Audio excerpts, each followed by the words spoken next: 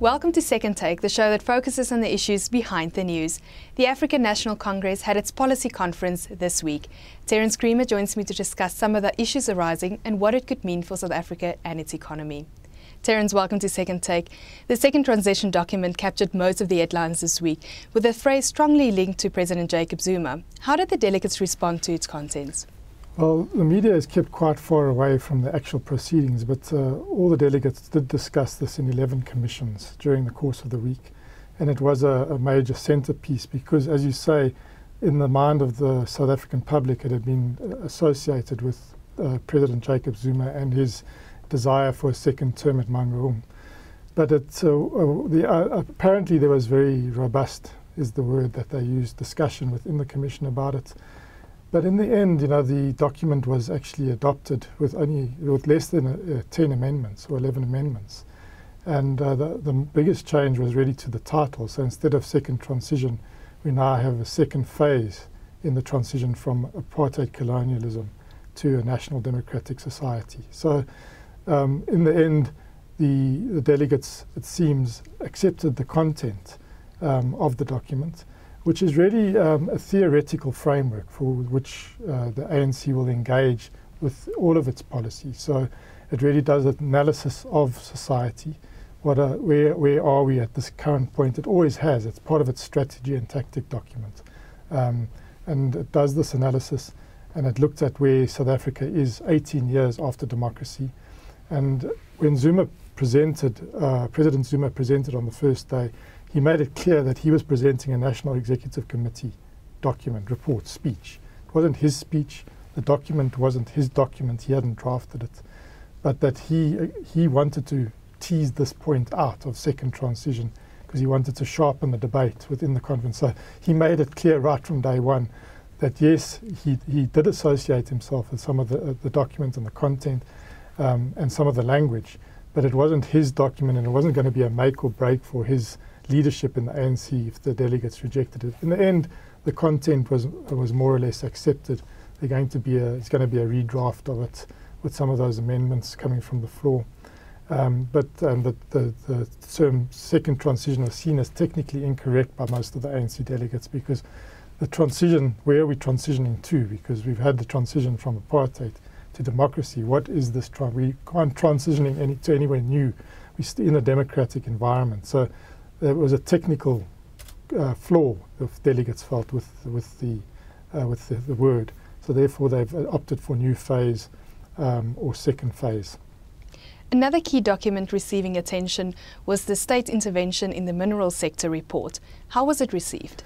Well, this is for business in South Africa. This is the one that a lot of people were watching because this arose from the ANC Youth League's robust demand at the 2010 National General Council for nationalisation of South Africa's mines, and they said this was in line with the Freedom Charter, which said that was part of the economic policy that we should adopt in a democratic era.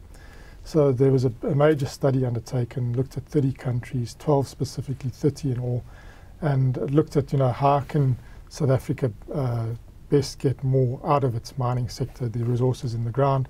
And this document basically rejects blanket nationalisation, but it does look at ways of extracting more for society, for growth and development from the minerals and energy complex.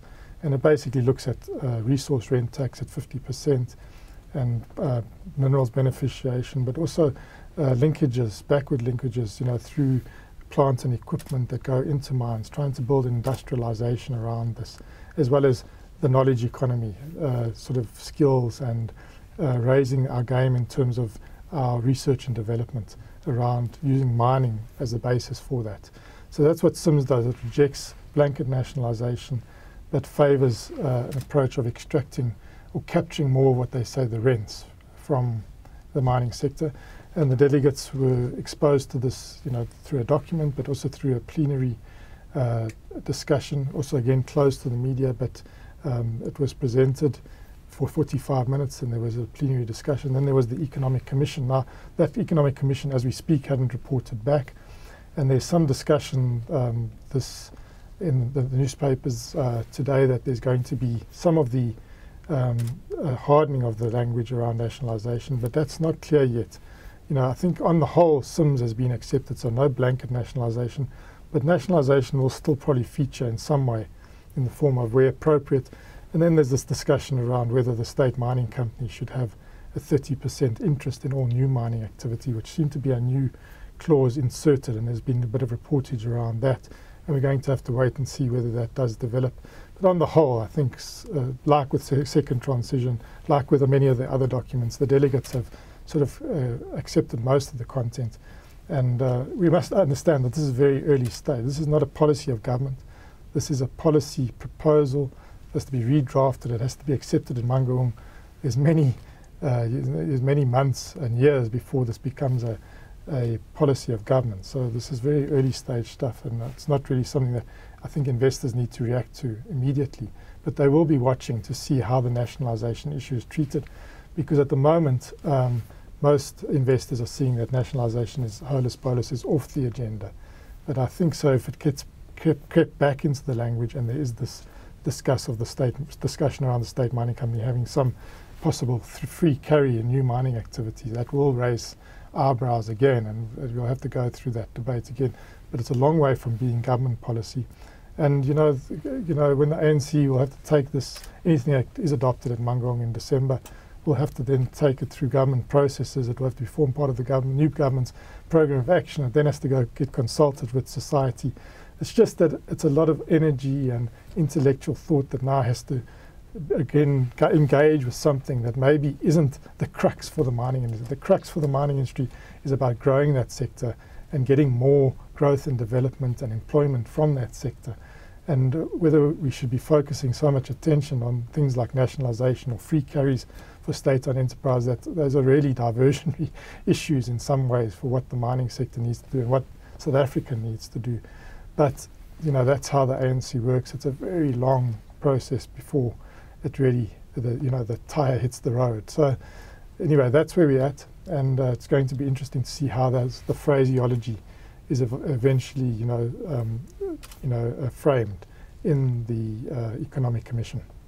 A key phrase emerging seems to be that of radical shift. But what does it actually mean? Well, I think that's what everyone would like to know. What does radical shift mean? I think that was the phrase that overtook second transition. As it became clear that second transition wasn't the language of the moment, radical shift became more and more the language of the title of the conference, that and back to basics. And I think that, again, it really relates to what's going to come out of the Economic Commission, but there's also a whole lot of radical proposals internal to the ANC about how people, in the membership of the ANC are treated, and how you climb through the ranks. And that's going to be heavily debated because they're talking about quite long tenures before you can get onto the NEC. And that, I'm sure, also comes with some unintended consequences, and I'm sure there's going to be debate about that. We'll see if that gets adopted in Mangaung. So there are some radical internal developments that we're talking about. But on the economic side, a lot of people are saying there's not much radical, other than possibly what could come out of this mining discussion. But what could be radical is if the state started to really understand using the levers that are immediately within its grasp. And that's really around the professionalisation of the civil service and creating energy within the public sector for doing the job, so doing the implementation. So, we've done diagnosis, we've got the policies, but where we need it, where we need people to be doing their teaching for the allotted hours every day, where we need enough training on maths and science and getting it to that level, where we need company registrations getting through the system quickly so that startups can, get going and starting to employ people without being encumbered by a whole lot of bureaucracy.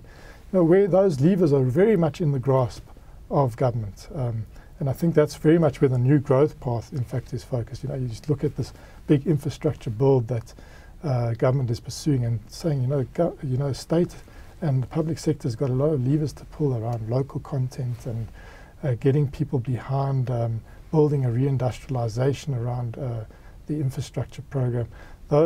That could be radical if we can focus the mind. The problem is so much attention is given to the theoretical framework, so much attention is given to the succession issues.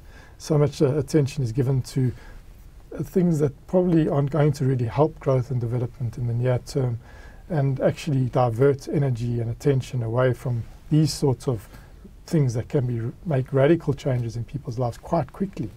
Until we can make that shift, I think, to focusing on what can government control, what can the ANC-led government really control immediately, and really making those the sexy issues of the moment, rather than these erudite discussions around strategies and tactics, and that are really what the Archbishop of Canterbury could call aspirational waffle in many ways. We need to see some real action around those things that are controllable, and if that happens, then we can see some radical shifts. Terence, thank you very much. That is the Second Take show for this week. Thank you for watching, and join us again next time for more news analysis.